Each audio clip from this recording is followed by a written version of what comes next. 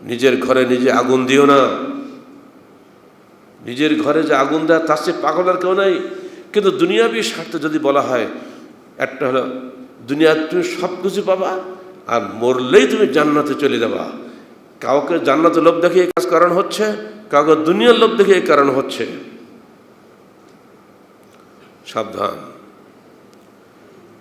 বিগত সরকারের আমলে, 4 দলীয় জোট সরকারের আমলে এরা একে দিনে 63টা জেলায় বোম ফাটিয়েছিল।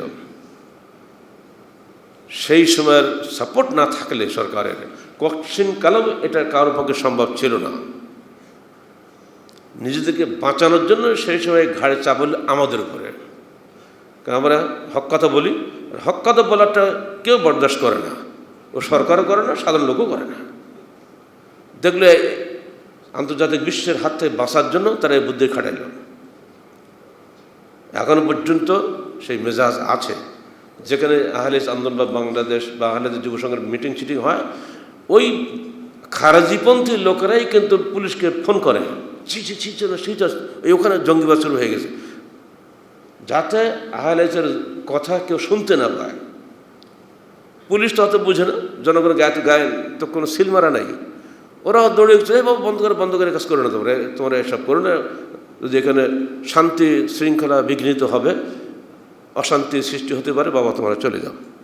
কালকেও যেমন হয়েছে চাঁপাইনবাবগঞ্জে, আমাদের কাবিরুল মাত্র 10 মিনিট বক্তব্য রাখছে, পুলিশ যে বাবা আর দরকার নেই, এই লোক খুব ফোন করছে চারদিক থেকে। আর ফোনগুলো কারা করে এটা তো ওনারা বুঝতে পারছেন না।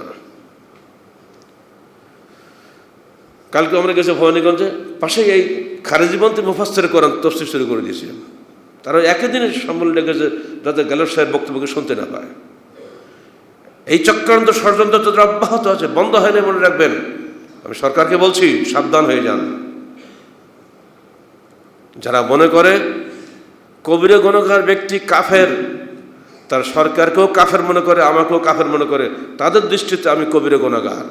এজন্য আমি সরকারের বিরুদ্ধে কেন যুদ্ধ করছি না, অথবা আমি সবচেয়ে বড় গুনাহগার বাংলাদেশে। এজন্য 1 নম্বর টার্গেটে ছিলাম। আমি বহুবার হুমকি পাঠিয়েছি আমার কাছে, আপনি সাবধান হয়ে যান। সে আজকে না, 2005-এর আগের খবর বলছি। ওইসব তক্কত আমরা করি না। আমরা দেখি কোরআন হাদিসে কী আছে। আমার কোরআন বলে দিচ্ছে, মান কাতালা নফসান বেগাইরি নফসিন, যে ব্যক্তি একটা হত্যার বদলে হত্যা করলো না, হত্যা করলো, ফাকান্নামা কাতালা নাসা জামিয়া, সে যেন পুরো মানব জাতিকে হত্যা করলো। অর্থাৎ অন্যায়ভাবে যদি মানুষকে হত্যা করে, পুরো মানব জাতি হত্যা করার গুনাহ তার ঘাড়ে চাপানো হবে। ওমান আহইয়াহা ফাকান্নামা আহইয়া নাসা জামিয়া, যে ব্যক্তি একটা মানুষকে বাঁচিয়ে দিল, সে পুরো মানব জাতিকে বাঁচিয়ে দিল। এই কোরআন আমার কাছে মওজুদ। আমি আহলে হাদিস, আমি অবশ্যই কোরআনের বাইরে তোমার ভয়ে কাজ করতে পারি না। আমার কোরআন আমাকে বলেছে, খবরদার মানুষ হত্যা করো না, আর আমি করবো তোমার কথা শুনে। আজকে সরকার বাধ্য হয়ে বলছেন, আজকে প্রতি হেডলাইন দেখেন, খুতবার পূর্বের বয়ানে জঙ্গিবাদের বিরুদ্ধে বলুন। পুলিশ দেওয়ার, মিডিয়া দেওয়ার হচ্ছে না, এখন দেখতে হুজুরদের কাজে লাগাতে হবে। এই হুজুরদের মধ্যেও 3টা ভাগ আছে, মনে রাখবেন। একদল আলেম যারা জঙ্গিবাদের বিরোধী, কিন্তু কিছু বলে না, ভয়ে অথবা স্বার্থে। এদের কারণেই জঙ্গিবাদ সমাজে শিকড় গেড়ে বসে আছে। তাদের ছেলেরাই, তাদের ধারণা যদি বিরোধী পক্ষকে মেরে দিতে পারে, তাহলে আজকে হোক কালকে হোক আমার একটা চান্স আসবে। ওদের লক্ষ্য খালি ব্যালটের যুগ জয়লাভ করা। এখন ব্যালটের যুগ, ব্যালটপন্থী জঙ্গিবাদী আর বুলেটপন্থী জঙ্গিবাদী, উভয় জঙ্গিবাদ থেকে আপনারা সাবধান হন। ভোট করলেই সে ভালো হয়ে যাবে, ভোট না করলে সে খারাপ হয়ে যাবে, এই চিন্তা ছাড়ুন। ব্যালটপন্থী জঙ্গিবাদীরাই কিন্তু বেশি ক্ষতি করে দিচ্ছে মানুষকে। আকীদাতে পরিবর্তন হয় নাই। আর দ্বিতীয় হলো, তারাই যারা জঙ্গিবাদকে সমর্থন করে না, কিন্তু চুপ থাকে না, মানুষকে বলে, প্রকাশ্যে বলে এটা অন্যায়। এই অন্যায় বলার হিম্মত খুব কম লোকেরই আছে। শুধু তাই নয়, তারা এটার জন্য মানুষ তৈরি করে, যুবকদেরকে গঠন করে, জনমত গঠন করে, সংগঠিত যুবশক্তি পারে জঙ্গিবাদকে এদেশ থেকে তাড়িয়ে দিতে। যুবকদেরকে বাদ দিয়ে বুড়াদের দিয়ে যে আপনি যতই ওয়াজ করেন কোনো কাজ হবে না।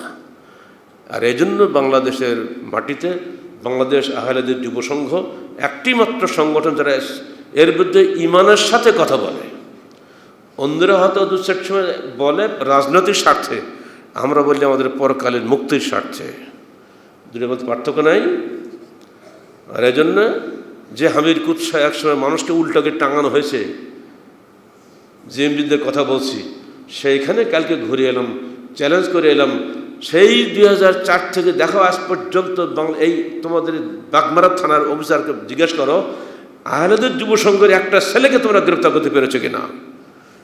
এক টাকাও পারেনি। কারণ আহলে হাদিস যুব সংঘের ছেলেরা এগুলো তো ধারে কাছেও যায় না, মানে এর বিরুদ্ধে যা কিছু করণীয় তাই তারা করে, তারা যুবকদের সংগঠিত করে।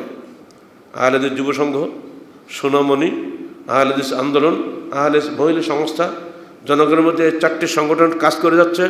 শুধু জঙ্গিবাদের বিরোধী না, সমাজের যে কোনো অপকর্মের বিরুদ্ধে তারা কথা বলে। কেন বলে? এমপি হওয়ার জন্য বলে না, জান্নাতের কোনো একটু স্থান পাওয়ার জন্যই বলে। আমাদের লক্ষ্য জান্নাত, তাদের লক্ষ্য বঙ্গভবন। পার্থক্য আছে না? বঙ্গভবন আজ আছে কাল নাই, রাজনীতি আজ আছে কালকে নাই, দল আজ আছে কালকে নাই, কিন্তু আমাদের বক্তব্য আজকেও যেমন আছে কালকেও তেমন থাকবে, কিয়ামত পর্যন্ত ইনশাল্লাহ বজায় থাকবে। আমাদের নেকি মরে গেলেও আমরা পাবো। এজন্য তরুণদেরকে বলছে খবরদার, যাকে তাকে কাফের বললে তাকে হত্যার আসামি বানিও না।